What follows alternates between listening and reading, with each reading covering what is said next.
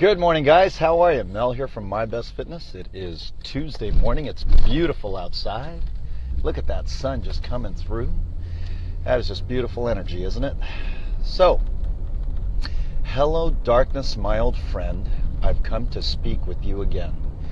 That is a brilliant song by Simon and Garfunkel about angst in your younger years and the ever-changing world.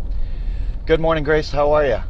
And I want to talk about anxiety, and it's a really near and dear topic to me because I used to suffer from anxiety. Hi, Chrysalin, how you doing? I used to suffer from anxiety, and I want to explain why I used to suffer from it and no longer do. For years I did, and it stems back from childhood. Now, I don't know if you guys, I'm sure some of you probably go through it. There's some sadness in your life or whatever the case may be. We've all gone through it, right? And if depression is not caring at all, anxiety is completely the other side. Jennifer, how are you? Is completely the opposite, which is just you're caring too much and you're worrying way too much over things you can't even control. So, as an extrovert, I used to kind of wonder, even from a long time ago, my teens and 20s and whatnot, and you're trying to find yourself, and I used to wonder why I'd be in a crowded room and I'd feel like a separate person inside of me was worried or just present, and it was weird. I can't explain it, but it was just a stressful thing, and you would be in a crowded room in a party or somewhere, some gathering, or even by yourself, and you'd feel alone. You'd feel completely isolated, like no one understands me. What is going on? And it was the strangest thing. Hi, Maggie, how are you? Hey, Adam, how are you? And so fast forward over the years, I realized that I had suffered from anxiety. It wasn't depression. I thought it was depression, and it was not. And my mental and emotional health was at risk because it was affecting my relationships, it was affecting how I set goals, it was affecting my life. And here I was in a profession of inspiration and improvement. And, you train hard, you look good, you work out hard. On the exterior part, you look fantastic, but inside you're dying emotionally. So, proof positive, you can look great on the outside, but that doesn't mean anything. It doesn't mean anything. You could be dying inside. Catastrophizing is a term I learned about 2 years ago, and it was it's amazing what happens when you learn a science or a term behind an experience you're going through. And I used to kind of wonder, God, I'd watch this movie over and over in my head, and the nearest and dearest and greatest things in my life that I cared about were crumbling, and all I could think of and see vividly were these horrible things that were happening. And I was like, why am I going through this? I'd be on the freeway and driving, and you're looking at the road, but in your head you just see things being destroyed that you care about. And there are these lies that are occurring, and back then I didn't realize that. But something, someplace, someone happened to you in the past, and there was a definition that was attached to it. And then it became a manifesting lie over and over and over because you believed it.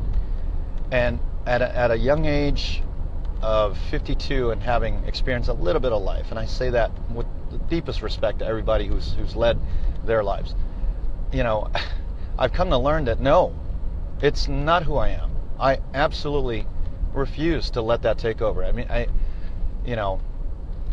had an awakening a couple of years ago, and I went through a pretty bad breakup with a relationship, a year. And I've healed from it, and it's great. But I learned so much from it, and I did some serious catastrophizing during that relationship. Massive catastrophizing, and it was like the pinnacle of it all, the worst of it all. Hi, Carrie Ann. Hi, Stephanie. Thanks for joining us.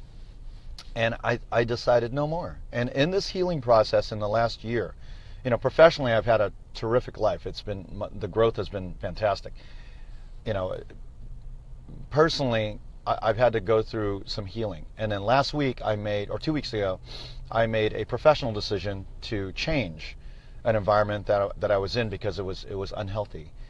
And the accumulation of all the lessons I learned really led to that point. I'm very happy and I'm very proud of that because I'm now happier now more than ever.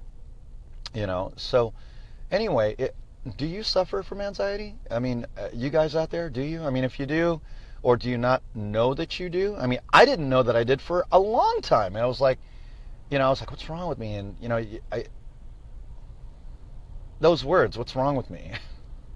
The song, Sounds of Silence, if you've never heard it, listen to it today. Hello, darkness, my old friend. I've come to speak with you again. Oh, my God. It's like, yeah, that's the state that you're in. It's like this, if you can imagine a dark silhouetted shadow of yourself in a dark room, that's who anxiety is. And now, when I feel it, now mind you, when I feel it now, I acknowledge it. I don't give it the power, I just acknowledge it. I certainly don't reject it or deny it, which would be worse. I now treat it as an existence in my life. Like a friend, maybe. I don't know. Maybe like a friend, so that way it balances out everything in my life. I certainly don't treat it like an enemy because I don't want to give it negative energy. It's already negative on its own.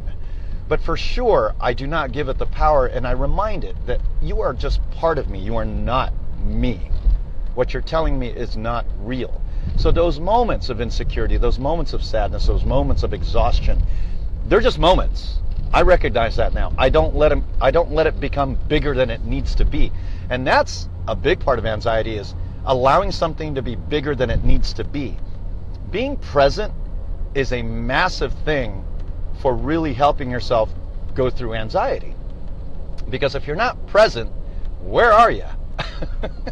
If you're not present, you're either in the past, or worse yet, you're worrying about things in front of you you can't even control.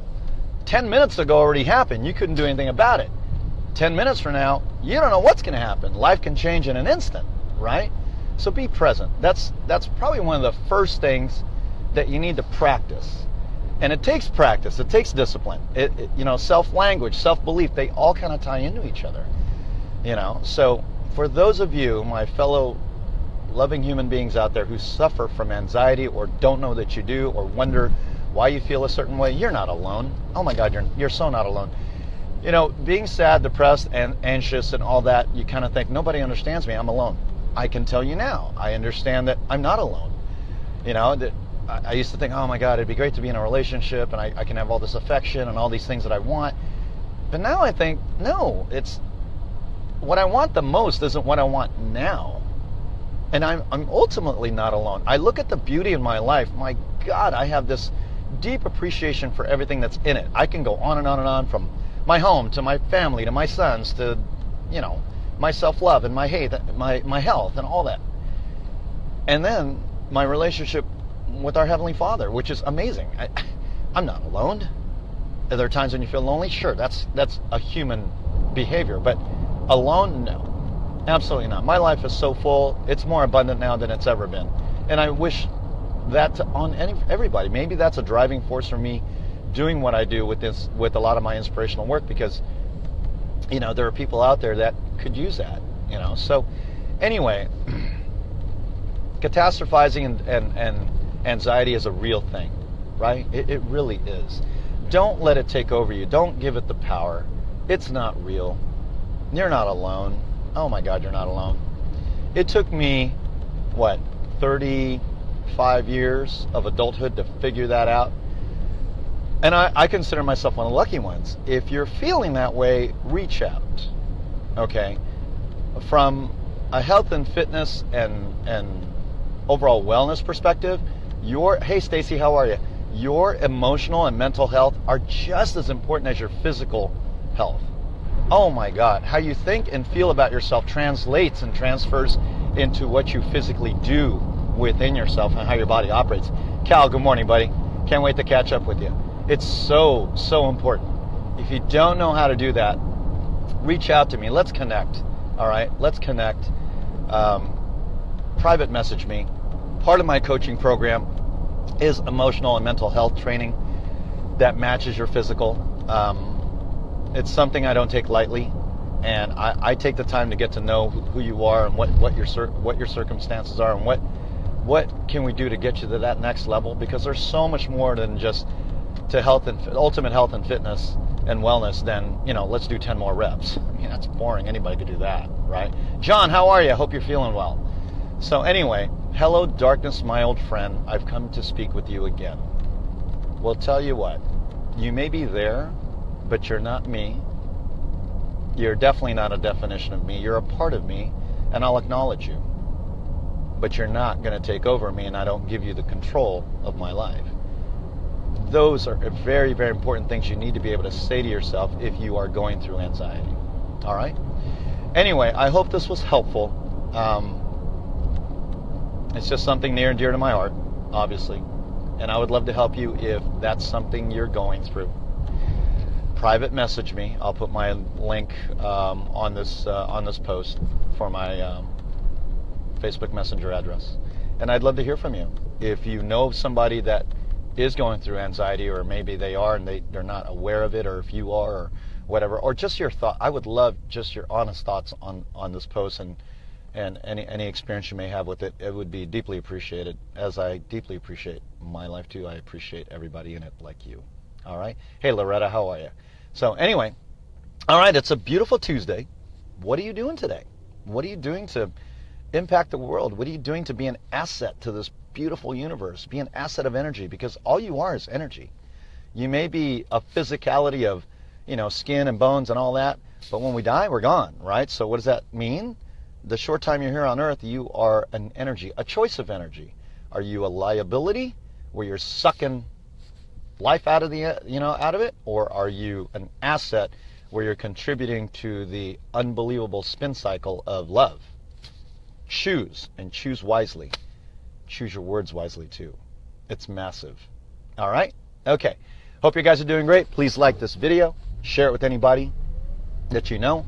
If you are looking for an ultimate wellness program that's going to give you massive results, of an ultimate mindset, results, and lifestyle, I can help you. Like this video. Let's get together. Let's connect. I'd love to hear from you. All right? Thanks, guys. Take care. Bye-bye.